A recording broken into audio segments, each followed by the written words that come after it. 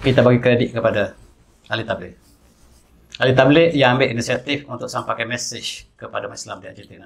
Kita salute. Dan mereka telah sampai ke Argentina.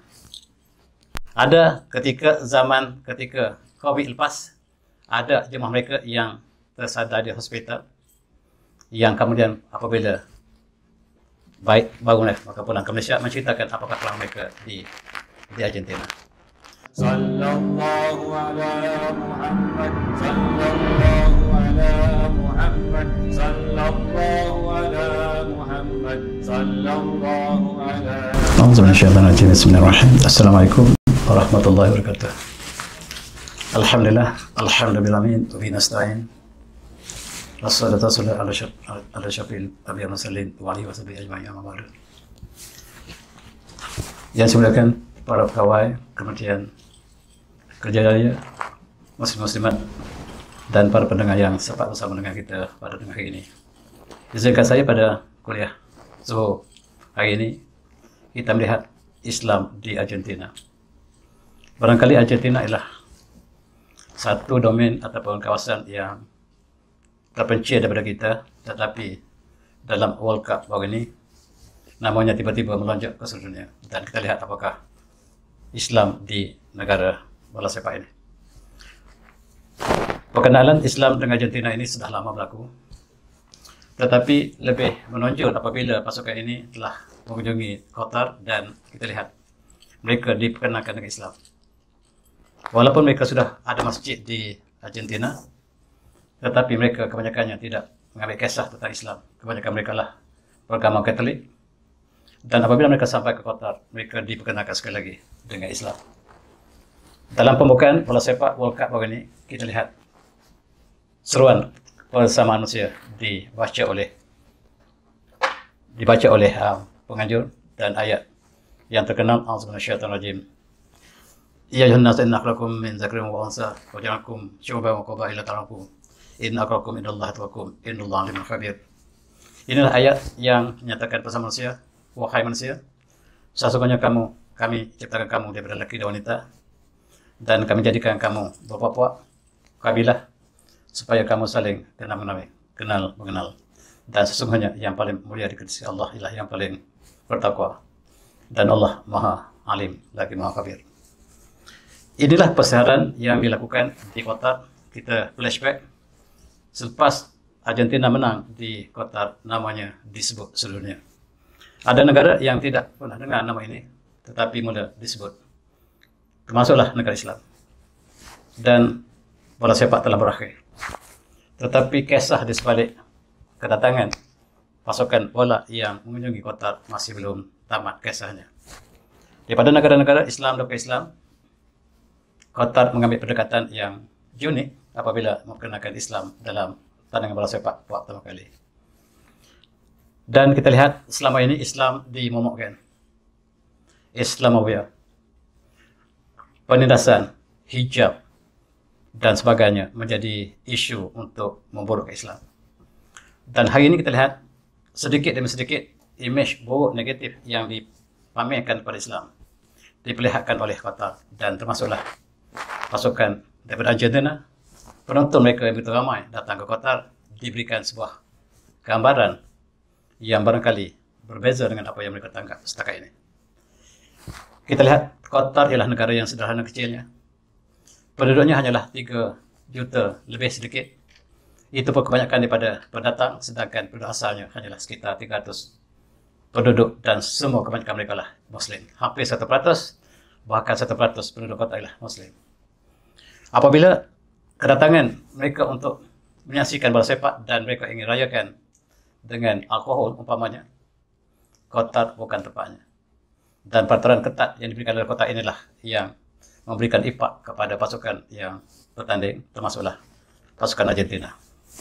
Di Qatar kita lihat beberapa perkara asas yang tidak dibenarkan oleh seluruh penduduknya ataupun pelancong, termasuklah penonton bola sepak, termasuklah berpakaian yang tidak lengkap, muzik yang melampau, pakaian yang menonjol, dan araklah perkara yang diharamkan sama sekali.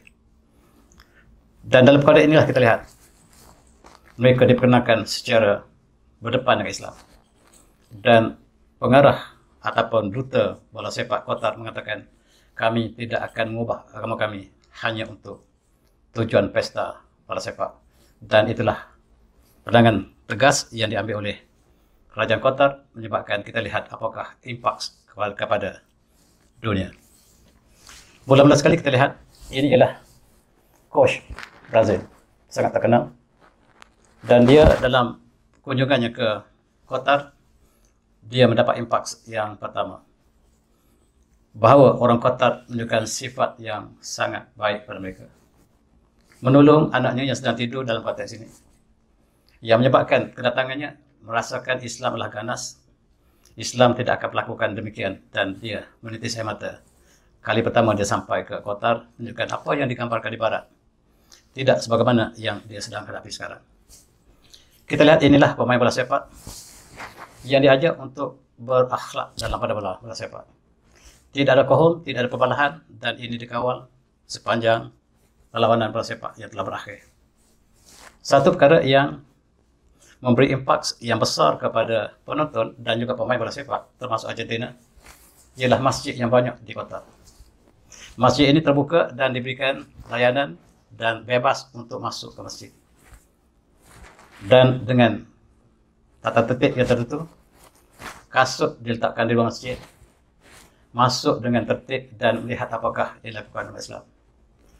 Sebahagian besar daripada mereka pertama kali melihat masjid yang tidak ada apa-apa. Berbeza dengan agama mereka. Dalam agama mereka penuh dengan patung, dengan salib, dengan kursi, bangku dan sebagainya. Tetapi masjid kosong. Ini ialah perbezaan yang pertama.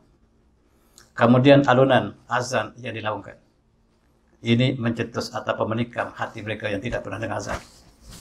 Azan yang dialunkan begitu merdu, menusuk hati sebahagian daripada pengunjung, termasuklah pemain bola sepak. Sebab ketika itu bola sepak belum bermula. Kita lihat di sini, masjid kebanyakan di Qatar sengaja disampaikan mesej Islam secara ringkas. Kebaikan Islam, toleransi Islam, kebersihan, akhlak dan sebagainya diletakkan di luar masjid, dalam leaflet yang mudah, perkenalkan Al-Quran, sejarah Islam secara ringkas, bahasa Al-Quran, hadis, umat Islam, toleransi, persahabatan, kemuliaan dan seumpamanya. Walaupun perkara ini perkara yang kecil diperkenalkan, tetapi menimbulkan impak yang besar kepada pendatang ataupun penonton bola sepak yang barangkali sebahagian besar mereka tidak pernah melihat, tidak pernah mendengar Islam yang diperkenalkan secara mudah ini. Sedangkan mereka diperkenalkan di barat secara negatif. Islam tidak ada yang baik. Mula-mula sekali Argentina mendapat impak yang pertama, dikalahkan oleh pasukan Saudi Arabia, memerajatkan dunia. Sebab mereka memandang rendah kepada negara Asia barangkali. Akibatnya mereka kalah. Dan ini memberikan semangat untuk mereka bangkit, dan kita lihat akhirnya mereka menjadi juara. Dalam pertandingan ini bukan sahaja perlawanan bola sepak yang mereka lihat, tetapi bagaimanakah umat Islam. Apabila gol dijaringkan, mereka bersyukur. Maksudnya, permain bola adalah bukan semata-mata bola untuk berbangga, tetapi ada yang lebih besar pada itu. Dan mereka bersujud di atas padang. Dan kita ingat bahawa dalam mazhab tertentu, mereka boleh, aurat mereka bukan sahaja di antara lutut dengan pusat, ada mazhab yang membenarkan lebih ringkas pada itu, dan mereka bersujud. Ini adalah di antara perkara yang memberikan impak kepada mereka. Dan Argentina melihat pasukan Saudi yang bersujud, dan pasukan mereka, Messi, mendapat satu impak dalam pertandingan tersebut. Mereka telah menjadi juara. Tetapi kemenangan bukan sekadar bola sepak, tetapi perasaan mereka disentuh oleh Islam. Islam mula masuk ke dalam pemikiran mereka, dan Islam tidak ada paksaan untuk menerimanya. Ketika hari Jumaat yang pertama, pasukan bola sepak sampai ke Qatar, solat Jumaat diadakan di Masjid Berdekatan. Dan masjid ini juga disambung sampai ke hampir ke stadium. Mereka bersujud, umat Islam bersujud. Dan penonton, pemain bola sepak turut bersujud. Mereka tidak tahu apa yang mereka lakukan. Mereka lihat umat Islam bersujud, mereka bersujud tengah panas. Dan mereka merasakan sesuatu. Mereka bukan Islam. Tapi mereka bersama-sama menyaksikan umat Islam yang bersujud. Mereka bersujud yang mereka tidak pernah lakukan. Rupa-rupanya ini memberikan kesan psikologi yang sangat mendalam. Dan ini diceritakan kemudiannya oleh pemain dan juga oleh penonton Argentina. Dan sebahagian mereka ingin mengetahui lebih dalam tentang Islam. Mereka datang lagi ke masjid. Masjid yang banyak di Qatar. Masjid yang cantik, indah. Dan bukan sebagaimana yang digambarkan Islam adalah negara yang miskin. Agama ekonomi yang merosot, tetapi Qatar tidak. Qatar menunjukkan bahawa Islam di tempat yang tinggi. Termasuklah dalam tamadun dan juga masjid-masjid yang indah. Dan ini menyebabkan mereka masuk ke masjid pada esoknya. Mereka merhatikan daripada jauh. Dan mereka antaranya lah pemain Argentina. Mereka kagum. Dan antara mereka mengucapkan syahadah pada hari pertama mereka menyaksikan umat Islam selepas mereka bersujud bersama umat Islam. Tidak ramai, tetapi ada di antara mereka yang mengucapkan syahadah. Inilah perkara yang tidak kita jangkakan. World Cup tidak pernah diadakan negara Islam. Kali pertama World Cup diadakan negara Islam, impak yang tidak dapat kita jangkakan. Sebab akhlak yang ditentukan oleh negara Qatar terhadap pemain bola sepak ini berbeza dengan World Cup yang pernah diadakan di seluruh sebelumnya. Yang kebanyakan semuanya di negara bukan Islam. Dan inilah detik-detik yang menyaksikan Islam telah masuk ke dalam jiwa mereka. Tadi kita lihat pemain Argentina telah tersentak dengan suasana Islam. Begitu juga dengan alunan azan yang cukup menakjubkan. Kalau kita bertanyakan kesebahagiaan daripada mu'alaf yang masuk Islam, mereka mengatakan perhubungan mereka pertama dengan Islam ialah azan. Saya bertemu dengan beberapa orang Islam di Turki. Yang menjadi Turki, mereka mengatakan bahawa azan antara perkara pertama yang memberikan setakan kepada jiwa mereka. Dalam konteks ini, antara pemain Meksiko juga, penonton Meksiko juga antara awal memeluk Islam. Begitu juga dengan Uruguay dan sebagainya. Mereka mula mendengar azan yang syahdu. Dan apabila mereka melihat suasana Islam di Qatar tidak sebagaimana digambarkan di barat, dan ini memberikan satu gambaran bahawa Islam bukan sebagaimana yang mereka pahami. Penyokong Argentina masuk sekali lagi ke masjid katanya dan ingin mengucapkan syahadah sebagaimana kawan-kawannya daripada Meksiko dan daripada Uruguay, dan dia mencari imam dan ingin mengucapkan syahadah. Dan ini antara penonton awal yang mengucap syahadah dalam World Cup. Selepas itu siri-siri yang lain banyak. Dan ini dikembangkan dan ada video dan tuan-tuan boleh lihat. Apakah sebab dia memeluk Islam dan dia merasakan satu benda syahadu. Disaksikan oleh umat Islam daripada negara Arab yang lain dan bersatulah umat Islam dalam satu kalimat. Cukup indah. Dan bukan itu saja, kita lihat diikuti oleh pemain lain. Satu demi satu. Berapa ramaikah? Saya tidak ada statistik, tetapi apa yang digambarkan secara rambang dalam media kita, terutama media Indonesia, banyak menyaksikan pemain-pemain yang memeluk Islam. Dan sekurang-kurangnya ada 2-3 orang Argentina yang telah mendapat Islam dalam World Cup. Yang sebahagian lain, kita lihat mereka mula mendapat sertahan. Barangkali mereka belum menerima Islam, tetapi mereka kembali ke negara mereka. Mereka membawa satu benih yang sedang ditanam dan mudah-mudahan bercambah di Argentina dan negara lain juga. Kita lihat juga pemain Brazil juga demikian. Mereka memeluk Islam, beberapa orang daripada Brazil, daripada Meksiko, bahkan ada satu keluarga daripada Brazil. Mereka memeluk Islam, satu keluarga yang datang sebagai penonton bola sepak. Dan inilah keluarga tersebut. Mereka memeluk Islam, satu keluarga yang datang menonton bola sepak dan mereka mengucapkan syahadah di Qatar. Ini satu permulaan yang cukup cemerlang. Islam diperkenalkan berbeza dengan apa yang kita perkenalkan sebelumnya. Kadang-kadang kita package Islam ini bukan dalam package yang kemudian orang lain menerima. Islam ini bukan daripada bungkusan ataupun dapat package yang indah. Dan ini pun kerajaan Qatar hanya memberikan infrastruktur atau memberikan suasana. Bukan memanggil mereka secara terus, tetapi memberikan contoh kadang-kadang dakwah. Dengan contoh ini lebih kuat daripada yang lain. Kita lihat juga berita Indonesia. Saya tidak pasti, kalau kita cek, kita boleh cross check dengan berita lain. Mereka mengatakan ramai yang masuk Islam. Walaupun yang pasti ialah 2-3 orang yang saya cakap tadi, tetapi berita daripada Indonesia mengatakan berbondong-bondong ramai. Bukan sedikit, walaupun kita tidak dapat sahkan berita ini. Yang saya dapat sahkan tadi 2-3 penonton Argentina yang menerima Islam di Qatar. Wallahu a'lam.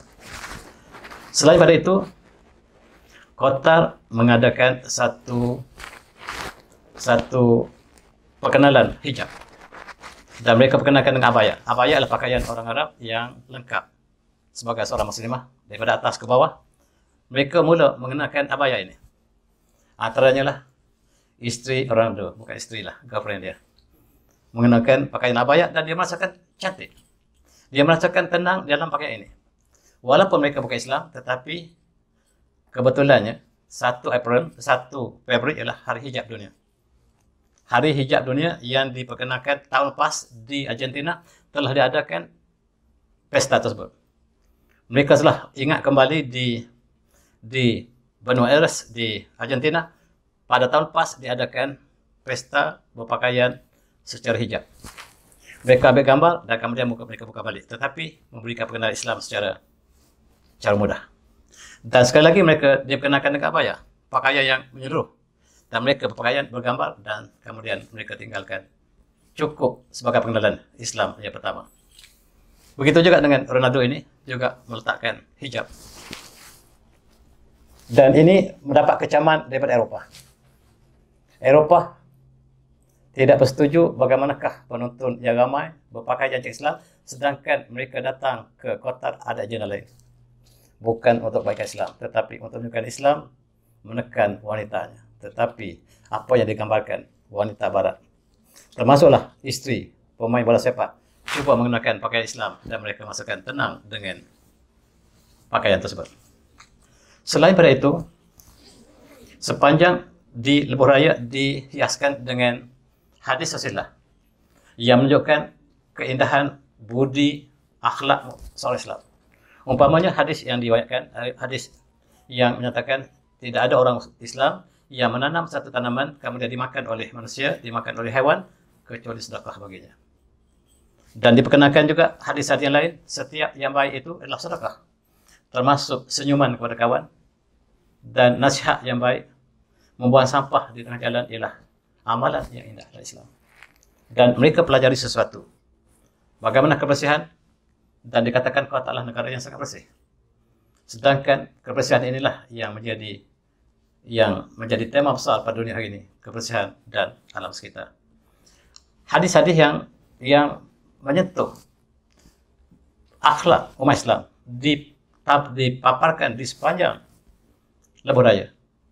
Dan dalam hadis ini tajidu min syarrin nas yaumil qiyamah indallah dza wajhain. Umpamanya manusia yang paling buruk di sisi Allah pada kiamat ialah mereka yang ada dua wajah. Alladzi yati haula biwajhin. Mereka datang dengan satu wajah pada satu kaum, wa haula biwajhin, dan datang dengan kaum lain dengan wajah lain. Maksudnya munafik. Allah melaknat mereka itu dan ini diperkenankan kepada masyarakat bukan Islam.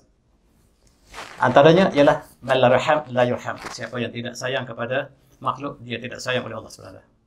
Ittaqunna wa la bisyakit tamrah, dan bertakwalah, takutlah pada neraka walaupun dengan bersedekah separuh daripada buah tamar. Fa lam tajid faqalatin thayyibah, dan sekiranya tidak kamu dapat untuk bersedekah walaupun dengan separuh tamar, dan bersedekahlah dengan kalimah yang indah. Man kayu min billahi wal yawmil akhir falyukrim dhaifah. Dan barang siapa yang beriman pada Allah dan hari kiamat, hendaklah dia memuliakan tetamunya. Dan tetamu yang datang ke Qatar dimuliakan oleh kerajaan Qatar dalam berbagai bentuk. Kita lihat apabila diistilahkan Argentina sebagai juara bola sepak. Pertamanya dipakaikan Messi dengan pakaian yang mereka sebut sebagai beige, pakaian resmi orang. Qatar. Mereka merasakan sesuatu yang sangat berharga. Walaupun dia hanya sepakaian, tetapi dia simbol pakaian Islam, umat Islam. Dan dengan bangganya, Messi bergambar dengan pialanya, dengan baju beige ini. Baju ini baju yang dipakai oleh bangsawan Arab yang diletakkan di luar jubah mereka.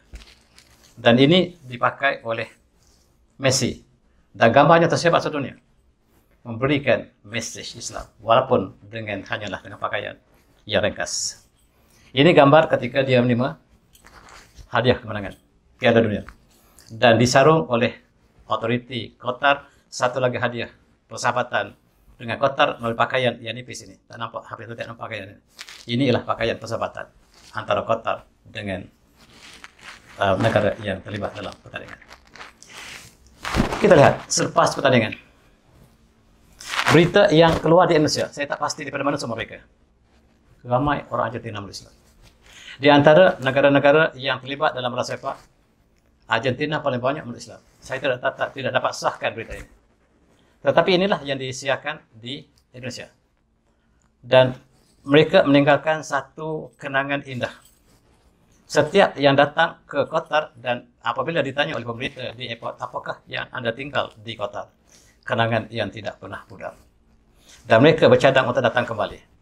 Datang kali ini bukan untuk bola sepak, tetapi untuk kenal Islam. Mereka bukan Islam. Tetapi inilah yang barangkali satu usaha yang dilakukan oleh Qatar untuk sampai Islam dalam sejarah bola sepak dunia.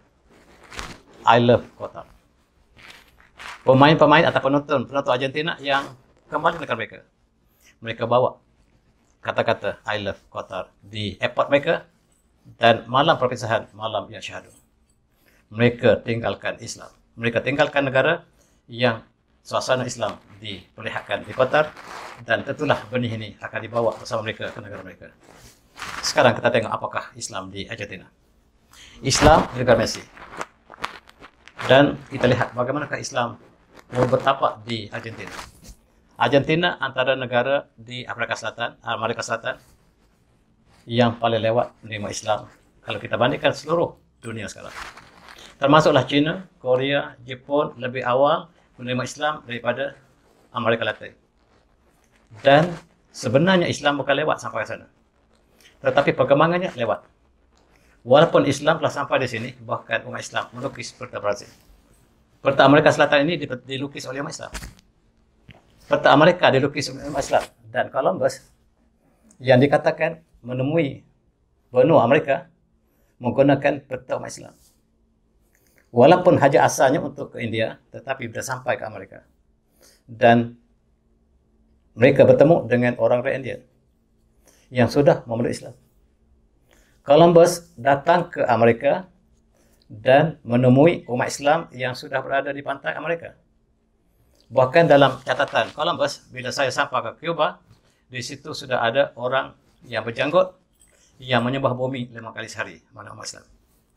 Catatan Columbus. Dan dalam konteks sama, kita lihat di Argentina dalam sejarah moden ini, dalam saksi moden, jumlah umat Islam tidak ramai. Hanyalah 0,5 juta yang barangkali data ini data lama. Kalaulah bertambah pun barangkali 1 juta ataupun lebih daripada 1 juta sedikit. Daripada jumlah 40-50 juta penduduk Argentina, penduduk Islam hanyalah 1 atau 2% saja. Satu bilangannya sangat kecil dan berbanding dengan masjid yang dibina di Argentina. Ini masjid terbesar di Amerika Selatan berada di Argentina. Masjidnya sangat besar dan dibina oleh kerajaan Arab. Dan kerajaan Arab Saudi telah memberikan dana untuk membina sebagai simbol Syiah Islam di Argentina. Setahu saya ada 2-3 masjid yang besar di kota mereka, di Buenos Aires, yang menjadi tumpuan umat Islam dan juga sebagai pusat Islam untuk seluruh Argentina. Antaranya lah masjid ini. Dan masjid yang terkenal juga adalah Masjid Ahmad. Masjid Ahmad ini ialah masjid yang dibina dan di situ terdapat pusat Islam, Islamic Center of Argentina, dan ada sekolah yang memberikan kurikulum Islam dan ada perpustakaan. Tuan-tuan yang ada kesempatan untuk melawat, saya belum sempat lagi, lawatlah pusat ini untuk menunjukkan bagaimanakah kegiatan Islam di Argentina. Mereka adalah masyarakat yang masih kecil, 1%. Dan mereka ada masyarakat yang sangat rapat dan mereka berkumpul di pusat-pusat Islam ada 1, 2, 3. Jangan, dan kita hati-hati juga sebab di sana ada juga masjid yang dibina oleh Ahmadiyah. Masjid ini nama Masjid Ahmad, tapi dia adalah Sunni. Tetapi ada masjid yang dibina oleh Ahmadiyah, iaitu aliran yang terkeluar dari Islam, tetapi mereka juga ada masjid. Selain daripada itu, ada King Fahad Islamic Cultural Center yang juga mempunyai kelengkapan berkaitan dengan perpustakaan, sekolah dan juga kegiatan Islam. Dan mereka adakan tempat berbuka puasa pada musim Ramadan. Inilah di antara yang dapat saya sebutkan daripada jauh apakah yang berlaku di Argentina. Ketika pada bulan Ramadan lepas, mereka telah berkumpul di tempat-tempat yang lapang di Argentina. Mereka berbuka puasa bersama-sama dan ini satu kegiatan untuk mendekatkan umat Islam dengan masjid dan juga dengan pusat Islam. Kita lihat satu perkara yang cukup menarik berlaku di Argentina. Argentina adalah satu-satu negara barat, negara Amerika Selatan yang memberikan ruang Islam ataupun toleransi yang sangat tinggi. Satu-satunya, tidak banyak negara di Eropah dan juga di Amerika Selatan dan Utara yang memberikan toleransi pada Islam. Dan Argentina antara negeri yang memberikan kebebasan, termasuk untuk memakai hijab, memakai burqa. Diberikan kebebasan di Argentina. Benar-benar menggambarkan bahawa manusia bebas untuk memilih, termasuklah untuk mengamalkan Islam. Dan ini atas satu sebab Islam dapat diperlihatkan secara umum. Apabila diadakan pameran, kegiatan untuk masyarakat bukan Islam datang ke masjid, didapati orang bukan Islam datang beramai-ramai. Ini berlaku sebelum World Cup lagi. Maksudnya hubungan Islam di antara Argentina dengan World Cup sudah ada hubungan. Dan dalam acara ini, kebanyakan orang bukan Islam masuk ke masjid. Mereka berinteraksi dengan umat Islam dan diberi penerangan tentang Islam yang asas. Dan apabila ada hari, dan ini gambaran untuk menunjukkan bahawa non-Muslim atau bukan Islam telah datang ke masjid beramai-ramai untuk mendengar penerangan daripada umat Islam. Ini satu perkara yang cukup penting untuk kita ambil peluang. Dan intelektual kita harus mengambil peranan sebab mereka adalah negara yang sangat terbuka. Dan mari kita lihat sejarah Islam di Argentina. Bulan Januari 1492 ialah bulan kejatuhan Islam di Spanyol. Sejarahnya cukup malang. Islam bertapak 800 tahun di Granada, di Andalusia, tetapi pada bulan Januari bulan ini, pada tahun 1492, Islam telah kalah. Bukan Islam yang kalah, Raja Islam yang kalah. Perjanjian di antara Raja Islam dengan Raja Kristian yang menyerahkan Granada kepada Raja Kristian, satu peristiwa yang cukup menyayat hati. Barangkali terlepas kita telah bincangkan tentang sejarah ini, kita ulang sekali kali ini. Dan apa hubungannya dengan Argentina? Apabila diadakan majelis taktish ataupun inquisition, yaitu umat Islam diberikan dua pilihan, Kristian ataupun mati. Dan pilihan yang tidak ada yang mereka ambil lah keluar beramai daripada Spanyol. Ini gambaran mereka mengkristiankan umat Islam. Siapa yang enggan akan dikenakan hukuman mati, bakar hidup-hidup. Ini bukan kisah, bukan cerita reka, tapi berlaku benar-benar pada umat Islam. Umat Islam dibakar. Inilah sejarah toleransi yang disebut oleh Barat toleransi. Sejarah mereka penuh dengan kezaliman terhadap orang yang bukan satu kecuali mereka. Dan dalam konteks ini umat Islam dibakar. Yang lain akan keluar daripada Spanyol. Mereka keluar beramai-ramai untuk menyelamatkan diri dan antara mereka sampai ke Argentina. Ini benih pertama. Yang dapat kita catatkan bahawa benih pertama ialah dalam kurun 15. Apabila Islam kalah di Spanyol, di Andalusia, mereka datang ke Argentina, dua sebab. Pertama, mereka datang secara sembunyi. Yang kedua, sengaja mereka dibawa oleh Spanyol. Sebab orang Islam di Argentina ataupun Islam di Andalusia, mereka adalah pakar pelayaran. Mereka adalah ahli geografi. Dan Spanyol menggunakan kepakaran Islam ini untuk sampai ke Argentina. Yang akhirnya Argentina jatuh pada mereka. Dan di belakangnya lah umat Islam. Rupa-rupanya orang yang ada ilmu ini, dia ada kelebihan daripada orang lain. Yang lain dibakar hidup-hidup, tetapi orang yang berilmu diselamat dalam konteks dunia. Dia selamat dalam konteks dia membawa orang Spanyol ke Argentina. Dan orang Argentina mula didiami oleh umat Islam yang datang bersama Spanyol. Spanyol memberikan status yang khusus kepada pelayar-pelayar yang menolong Spanyol untuk sampai ke Amerika. Dan inilah orang Morisco. Mereka sebut orang Morisco inilah yang datang daripada Spanyol dan mendiami di Argentina, dan oleh sebab itu nama-nama di Argentina dengan nama-nama di Andalusia ada banyak yang sama, antaranya Cordoba. Di Argentina ada kota nama Cordoba. Cordoba ini diambil pada Spanyol. Menunjukkan hubungan di antara perkara ini. Apabila Columbus sampai ke Amerika, dia dibawa oleh pelayar Muslim. Pelayar Muslim lah yang memberi kepada mereka, walaupun tersesat, tetapi peta Amerika telah dilukis oleh Islam. Dan ini peta Islam. Peta Amerika dilukis oleh Islam dalam kurun yang ke-15. Sebelum Columbus sampai ke Amerika. Dan Columbus sampai ke Amerika dan dapati bahawa di Amerika orang telah Islam. Orang Apache ialah umat Islam yang sangat kental. Cherokee, satu bangsa yang masih Islam sampai sekarang. Walaupun apabila Spanyol sampai ke Amerika, mereka membunuh jutaan umat Islam. Cukup menyayat hati.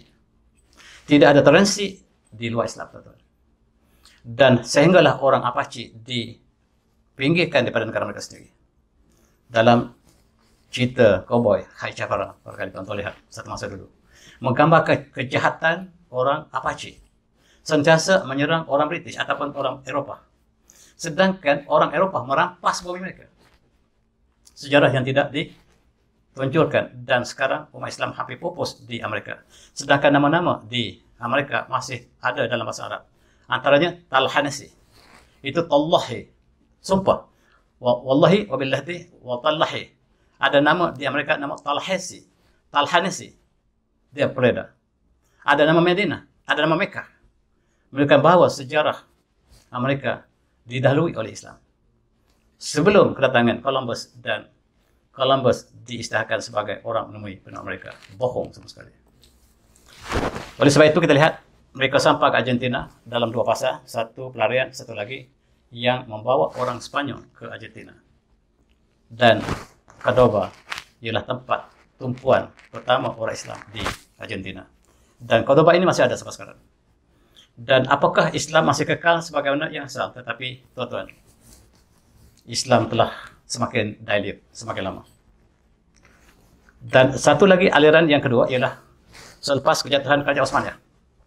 Kerajaan Osmaniyah jatuh pada bulan Mac pada tahun 1924. Tetapi sebelum itu, kejatuhan Osmaniyah sudah dapat dilihat oleh penduduk yang berada di bawah Osmaniyah. Sebelum kejatuhan betul-betul, mereka lari daripada Osmaniyah, umpamanya. Ini sejarah yang malam. Khalifah Islam terakhir telah menyerahkan kepada Kamal Atatürk. Dan kerajaan Islam Khalifah telah berakhir di Istanbul, dan penduduknya sebahagiannya lari keluar daripada kerajaan Osmaniyah. Sebahagian mereka lari ke Argentina. Selain pada lari ke Amerika, lari ke tempat-tempat lain, tetapi saya tumpukan kepada Argentina. Sebahagian mereka sampai ke Argentina melalui kekalahan Osmaniyah di tangan tentera Ahzab moden yang dipimpin oleh British.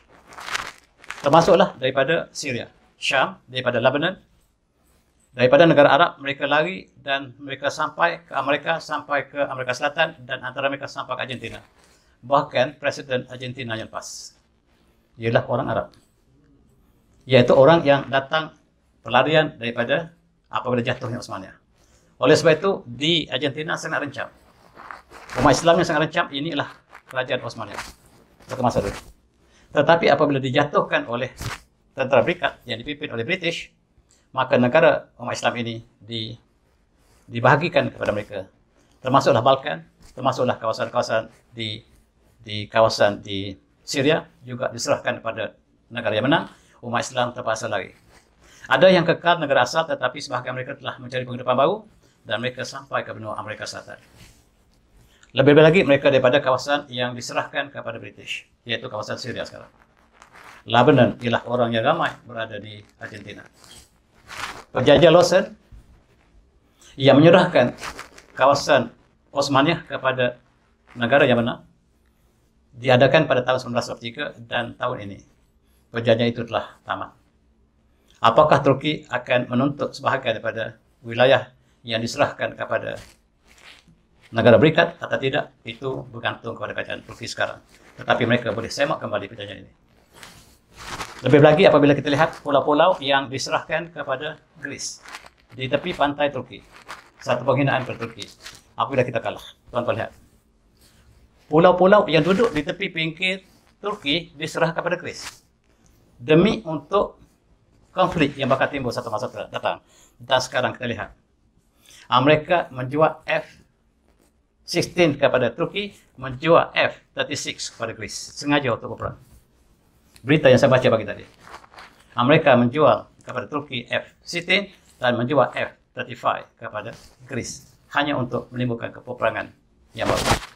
Sebab Turki sekarang sedang merancang untuk mengambil semua pulau yang diserahkan dalam perjanjian Lawson kepada Greece, dan tibalah masanya mula-mula sekali wilayah yang dituntut oleh Turki ialah pulau yang duduk berdepan dengan Turki tetapi menjadi punya orang lain. Selain pada itu kita lihat orang daripada kekalahan Turki inilah yang sampai ke Argentina. Mereka membentuk satu masyarakat Arab dan inilah rupanya gambar yang mengesahkan orang Osmania yang sampai awal ke Argentina. Dalam masa yang lama, budaya mereka semakin pupus. Islam tidak dipertahankan oleh pendatang ini. Sayang, selepas 100 tahun, mereka semakin lama semakin jauh daripada Islam. Walaupun mereka bercakap bahasa Arab, mereka mengamalkan budaya Arab, tetapi dari segi Islamnya, sebahagiannya telah luntur dengan cepat. Ini ialah di antara gambar lama yang menggambarkan orang Arab, Syria, Lebanon yang sampai ke Argentina. Mereka adalah saudagar-saudagar. Pendatang ini tuan-tuan, dia lebih maju pada orang tempatan. Kita di orang Melayu di negara kita tidak maju, tetapi orang Melayu yang berhijrah ke Afrika Selatan, mereka menjadi saudagar-saudagar besar. Hijrah ialah kemajuan. Orang Cina maju datang negara kita sebab mereka hijrah. Orang Cina di Cina ada yang masih kayu basikal. Hijrah ialah kekuatan. Dan dalam konteks ini kita lihat akhirnya orang Lebanon inilah yang kuasai politik Argentina. Walaupun Islamnya telah dilendurkan atau dikendurkan. Ini Presiden Carlos Menem. Carlos Menem inilah orang Lebanon. Islam, Muslim. Dia pendamkan Islamnya supaya dia dapat menjadi pemimpin kepada Argentina. Barangkali sikap toleransi yang ada di Argentina ada sebab dengan pemimpin Islam. Walaupun dia Islam, tetapi dia tidak tunjukkan dia Islam. Dan isteri dia mengatakan dia bukan Islam lagi. Tetapi dia tanya dia masih Islam. Dia kata dia Islam, tapi isteri dia kata dia tidak Islam. Dia tidak mengamalkan Islam. Itulah konflik yang berlaku kepada umat Islam yang telah lari daripada budaya Islam. Dan istrinya Zulema Yuma, orang Syria juga. Mereka bercerai. Bila mereka bercerai, dia mengatakan bahawa suami saya itu tidak Islam pun. Apakah benar dakwaan istrinya atau tidak, wallahualam. Tetapi kata Presiden ini, saya Muslim, saya masih Muslim. Itulah untuk gambaran bagaimanakah Islam yang datang daripada Cordoba, yang datang daripada Osmania sampai ke Argentina, dia telah masuk dalam masyarakat dan Islam telah tidak kelihatan secara jelas di Argentina. Inilah orang Arab, betul. Budaya mereka tidak ada beza dengan orang Eropah, dengan orang mereka lain. Ini orang Lebanon. Asalnya Muslim. Tetapi apabila tanya agama mereka, tidak jelas. Dan itulah. Dan sekarang tibalah Islamic Center of Argentina ini ingin untuk bawa kembali orang yang punah Islam, yang namanya Arab, untuk kembali ke pusat Islam ini dan untuk memulakan kehidupan baru. Dan itu kita mendekati kembali agama yang asal. Oleh itu kita lihat di masjid ini. Masjid Ahmad adanya. Tetapi jangan lupa Syiah juga membentuk masyarakat mereka yang sangat aktif di sini. Kalau kita temui masjid di Argentina, pastikan masjid Sunni. Kalau tidak, kita termasuk dalam masjid Syiah. Dan mereka juga membina masjid yang lebih awal pada kita. Kita membina masjid yang pertama pada tahun 1985 dan mereka membina pada tahun 1983 lagi. Dan mereka mendahului kita. Dan oleh sebab itu kita lihat di Argentina tidak ada diskriminasi dalam agama, diberikan kebebasan. Untuk pakai hijab silakan, untuk pakai niqab silakan. Dan ini satu daripada ruang yang luas untuk Islam berkembang di Argentina. 1 Februari ialah hari hijab dunia. Dalam konteks ini kita lihat Argentina mengambil peluang ini pada tahun lepas mereka ambil peluang untuk perkenalkan Islam melalui hijab. Dan inilah antara wanita bukan Islam tetapi memakai hijab. Dan mereka bergambar dan mereka merasakan mereka dalam keadaan yang lebih indah daripada sebelum ini. Mereka lebih cantik. Dan orang Argentina mula memakai hijab, Muslim dan bukan Muslim. Inilah, dan tidak ada undang-undang untuk melarang sebagaimana dilakukan oleh Perancis, dilakukan oleh Switzerland, dilakukan oleh British, dilakukan oleh India, termasuk Sri Lanka, yang menghalang umat Islam memakai hijab dalam institusi pengajian dan juga tempat-tempat resmi. Tetapi Argentina memberikan ruang. Silakan. Dan ini diambil ruang oleh orang Argentina. Ini gambar terlepas. Mereka pakai Islam dan bukan Islam. Mereka merasakan satu passion. Tetapi di sebalik itu, Islam diperkenalkan secara halus. Inilah gambar orang Argentina, orang Arab asalnya, yang kemudian hilang identiti Islamnya, kemudian diperkenalkan dengan hijab kembali. Mereka merasakan mereka kembali pada going back to our roots. Tuan-tuan, ini bola sepak juga kita lihat. Mereka berhijab dan mereka bangga dengan Argentina mereka, pasukan mereka. Kita lihat berita yang kita terima juga daripada sumber Indonesia. Ribuan Argentina memeluk Islam. Saya tidak dapat sahkan berita ini. Tetapi inilah yang digambarkan selepas adanya kempen hijab dunia. InsyaAllah saya cuba bincangkan hari hijab dunia ini di Surau Kejaraya. InsyaAllah hujung bulannya. Saya cuba kupaskan apakah yang berlaku dalam hari hijab dunia. Akhir sekali, kita bagi kredit kepada ahli tabligh. Ahli tabligh yang ambil inisiatif untuk sampaikan mesej kepada umat Islam di Argentina. Kita salute. Dan mereka telah sampai ke Argentina. Ada ketika COVID lepas, ada jemaah mereka yang tersadar di hospital, yang kemudian apabila baik bangunlah maka pulang ke Malaysia menceritakan apakah kelam mereka di Argentina. Banyak kumpulan yang sampai ke Argentina dan saya tertarik dengan satu kumpulan yang terakhir ini. Kumpulan ini diceritakan oleh Nabil. Tak kenal Nabil? Nabil bin Ahmad. Dia cerita pengalaman, sama ada pengalaman dia atau pengalaman kawan dia. Mereka beberapa satu kumpulan sampai ke airport. Dan mereka dikendaki untuk sampai mesej Islam kepada satu tempat yang tertentu. Tetapi cukup menarik dan wakil yang sepatutnya datang untuk memanggil mereka tidak datang. Tiba-tiba seorang Yahudi datang. Membawa satu alamat. Dia mengatakan kepada kumpulan tabligh, "Tuan, ini alamat seorang yang memerlukan Tuan. Dia sedang sakit sekarang. Kalau Tuan boleh bantu, silakan datang." Kemudian Nabi cerita, dia mengatakan kami berpecah belah, berselisih sama ada untuk menunggu wakil kami atau untuk terus pergi kepada alamat tersebut. Dan mereka tidak kenal siapakah yang membawa mesej tadi. Akhirnya mereka buat kesimpulan untuk pergi ke alamat tersebut. Dan alamat tersebut apabila mereka ketahui 700 km daripada airport. Tapi oleh kerana ketua yang dari golongan ini mengatakan kita harus ke sana, mereka pergi. Dan inilah ceritanya cukup panjang. Akhirnya mereka temui rumah yang diberikan alamat tadi. Rumah seorang Yahudi.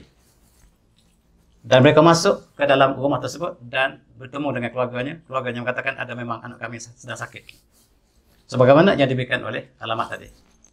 Rupa-rupanya si pesakit tadi berdoa kepada Allah supaya hantarkan orang yang membawa kebenaran padanya. Berdoa dengan bersungguh-sungguh dan rumahnya penuh dengan simbol-simbol agama. Dia sekarang ingin mencari agama yang benar. Berbagai-bagai Tuhan yang ada di rumah dia penuh. Dan dia sakit untuk mencari kebenaran. Dia berdoa supaya Allah hantar ke rumahnya untuk sampaikan mesej yang benar. Dan tiba-tiba kumpulan ini yang sampai. Kumpulan ini sampai ke sini dan satu keluarga telah memeluk Islam. Ini satu perkara yang ganjil.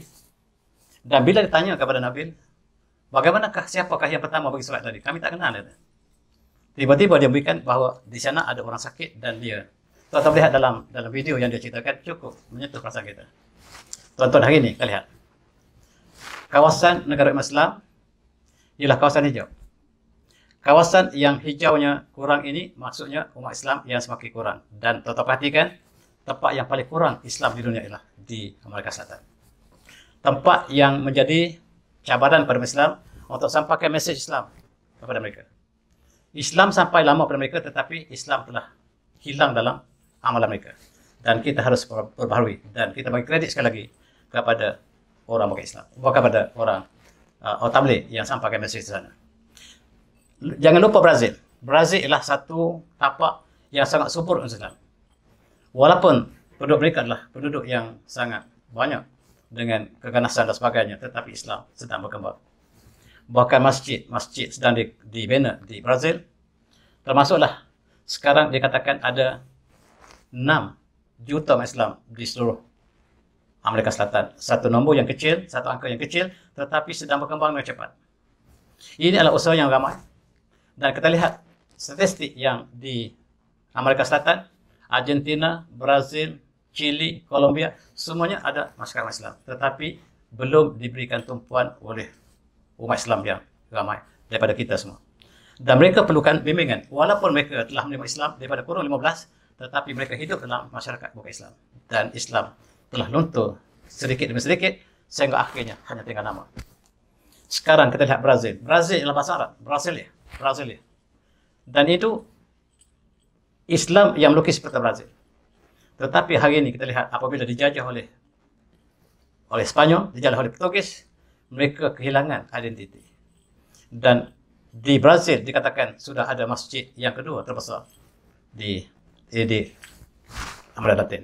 Inilah suasana di Brazil. Selain pada Argentina, kita lihat jirannya Brazil, juga Islam sedang berkembang dengan cepat. Bahkan dikatakan 191,000 jiwa yang disasarkan oleh pendakwah untuk sampaikan mesej Islam. Mereka sebenarnya tidak kenal dengan Islam. Dan inilah yang dilakukan oleh berbagai-bagai NGO dan sebagainya. Dan kita bagi kredit sekali lagi kepada jemaah tabligh yang telah sampai ke Brazil.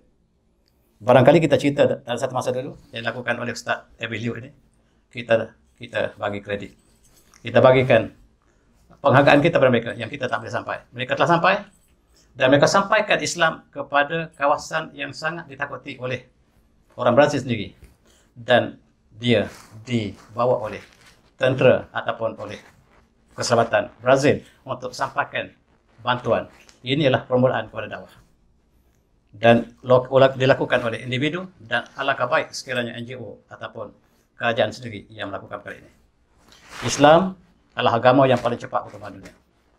Islam adalah agama yang paling cepat berkembang dunia walaupun Islam diburukkan dengan berbagai label, dengan Islamofobia, dengan teroris, dengan berbagai-bagai. Tetapi kita lihat di dunia, Islam adalah agama yang paling cepat berkembang.